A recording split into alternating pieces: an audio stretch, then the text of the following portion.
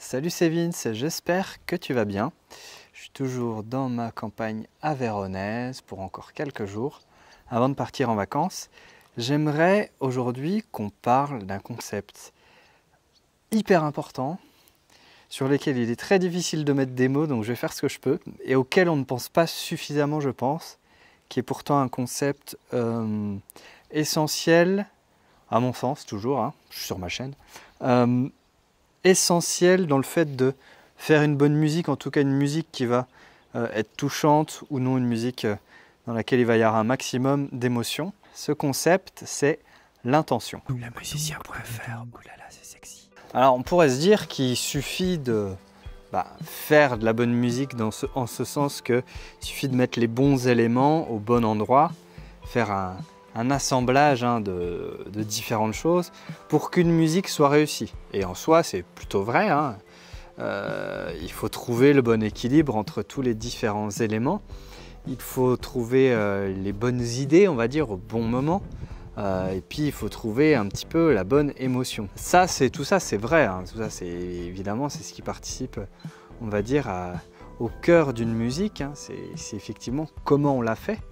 Maintenant, le concept de l'intention, casse-toi la guêpe, ça va plutôt être le pourquoi on l'a fait. C'est-à-dire au moment où, je sais pas, tu vas enregistrer peut-être une prise particulière, je pense notamment à la voix, mais pas que. À mon avis, c'est important de se poser cette question, en fait.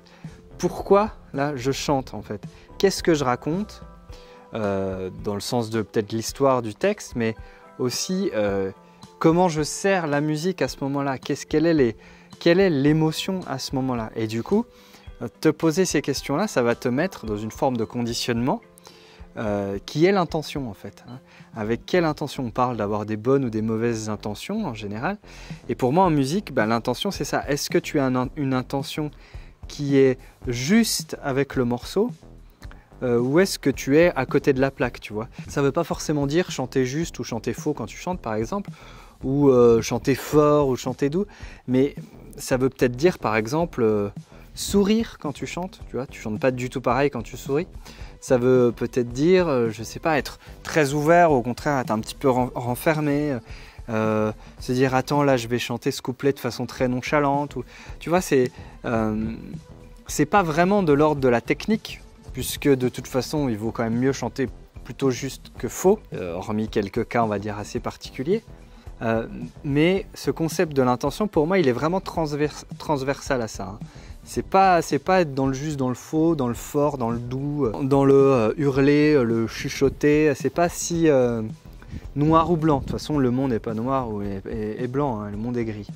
Et la musique, elle aussi, elle est grise comme ça. Elle est dans cet équilibre tout à fait instable. Et du coup, je pense que c'est super important d'avoir cette notion de raconter une histoire, on en a déjà parlé, et de savoir en fait pourquoi, hein, pourquoi finalement tu vas faire quelque chose. Pourquoi je vais faire ce solo de guitare, tu vois? Qu'est-ce que mes notes, elles vont raconter derrière?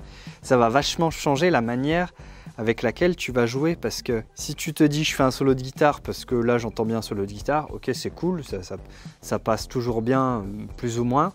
Par contre, si tu dis je fais un solo de guitare parce que c'est le moment où dans l'histoire, je sais pas, c'est le mec qui est enragé, ou c'est la guerre, ou au contraire on est en train de planer dans les étoiles, tu vas pas du tout jouer ton solo de guitare de la même façon.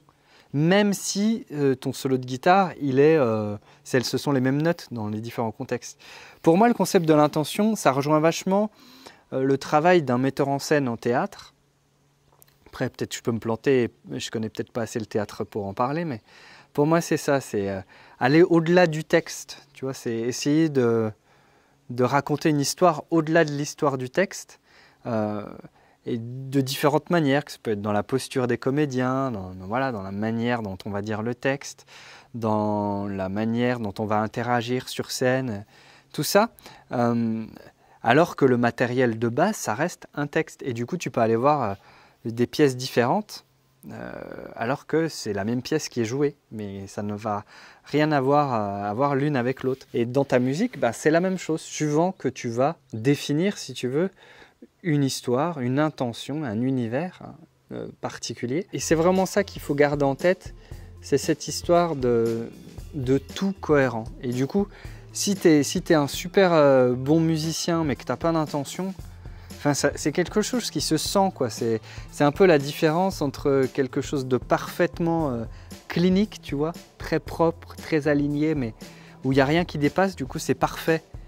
Mais quelque part on se fait peut-être un peu chier. Et dans un truc qui est peut-être un peu plus chaotique, mais au moins ça bouge un peu, ça évolue. Et pour moi, tu vois, le concept de la justesse, c'est pas une question de hauteur de note, tu vois, et être dans le bon pitch et être juste ou faux. Pour moi, c'est vraiment être dans l'univers du morceau et dans l'ambiance. Et du coup, forcément, il faut quand même que les notes soient les bonnes, on va dire. Mais parfois, une fausseté peut être juste dans le contexte du morceau parce qu'on a la bonne intention, parce qu'on a pris le parti d'être en accord avec l'ensemble de la musique et pas juste en accord avec des règles, on va dire, du clavier tempéré, qui fait qu'une note, elle est juste ou elle est fausse par rapport à d'autres et par rapport à une grille harmonique, tu vois. Ça, c'est le côté technique de la musique qui m'intéresse, mais pas plus que ça, tu vois. Moi, ce qui m'intéresse, c'est comment finalement, de toute cette tambouille-là, on arrive à produire quelque chose qui soit cohérent et surtout qui provoque des émotions. Et pour moi, une des grosses pistes à explorer, et vraiment, tu vois, c'est difficile de le matérialiser vraiment avec des mots. Ce concept de l'intention est vraiment pour moi un des trucs centraux en musique et finalement en création, en art en général, tu vois. Je pense que le coup de pinceau aussi, par exemple chez un peintre, ne sera pas le même suivant qu'il est dans une intention, voilà, peut-être différente. Et donc, voilà, dans tous les moments de la musique, que tu sois devant ton ordi, que tu sois en train de jouer en groupe, à faire ton solo de guitare, voilà, ou même dans un orchestre, voilà, il y a quand même une question de savoir écouter toujours et puis de savoir se placer dans la musique.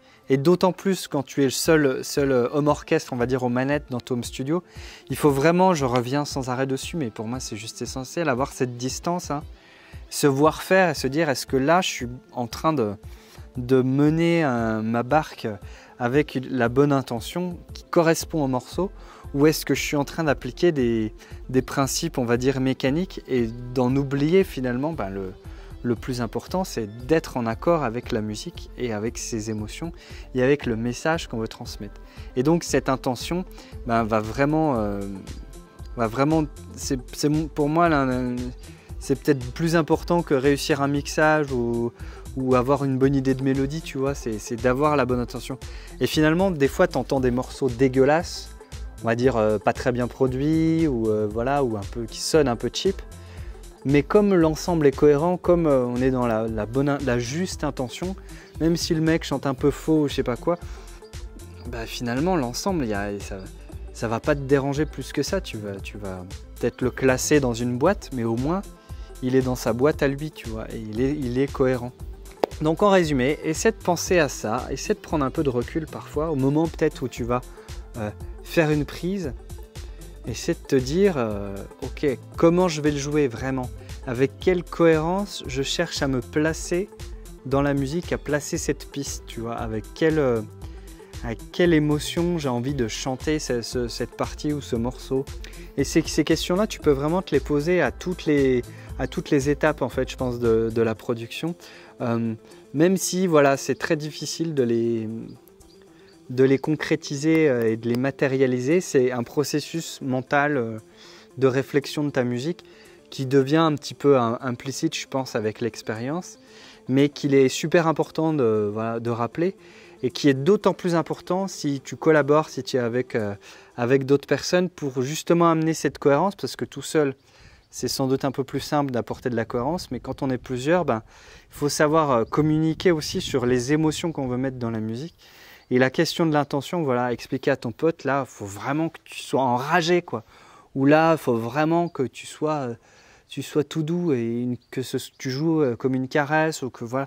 Tous ces trucs-là participent à la musique au moins autant que les aspects techniques.